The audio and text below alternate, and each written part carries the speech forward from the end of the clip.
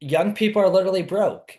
And why should young Mhm. people, once they get capital, and by the way, or just make money at a job, um, why should they invest in the stock market? Why should they put in $20 a month or $30 a month? Obviously, I'm not going to ask you what they should invest in or shouldn't, because that could get us in trouble. But why should they consider looking into the stock market or cryptocurrency? Why should they think about putting $20 aside to put into a stock fund or something? Why? Hope, one word, hope. Here's the deal. If you go out there and you get a job when you're young, most people are young. They have the whole world ahead of them. They're just so excited. Like we're gonna get out there.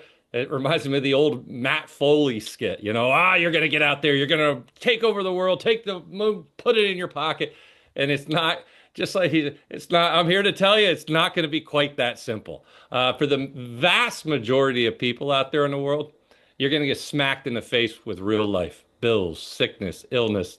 You start having families, and the bills mount, and the costs never stop. And then you finally get ahead, like I did. I'm getting in my 40s. We're finally breaking it. My wife comes down with stage 3 cancer.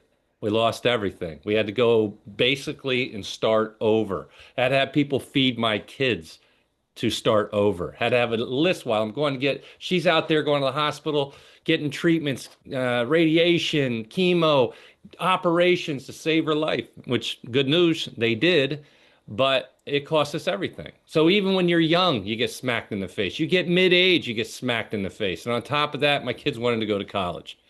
So when you say, why invest? Because it gives you hope. It's the one thing that allows you to have a light at the end of the tunnel. The S&P 500 averages 10% return over the last 30 years. The QQQ, the Nasdaq 100, that averages 14% over the last 30 years. In other words, it is outperforming inflation. It gives you hope. You continue to do what you just said, the dollar cost averaging, what you can afford into a retirement account to take advantage of those tax advantages. It could be an IRA, a Roth, or any of those. And what you're doing is you're building hope. And once you get to a point that you have your financial freedom, you start working on generational wealth. You start working on helping out the next generation, if you so desire. Not everybody has that desire.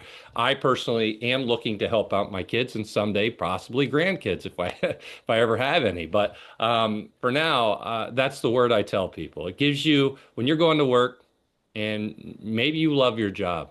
Maybe you can't wait to wake up in the morning and be there and spend 8 to 10 hours a day there. But I'm going to guess anybody who's watching this, for the most part, most of them are going to say, no, I'd rather be doing something else. It doesn't mean you hate your job, but you'd rather be doing something else, hanging out with your family, traveling, just sitting back on a lake somewhere, casting in a redfin, trying to catch a trout. I don't know what it is, but a lot of people have dreams and hopes, and what allows us to get to them is that investing.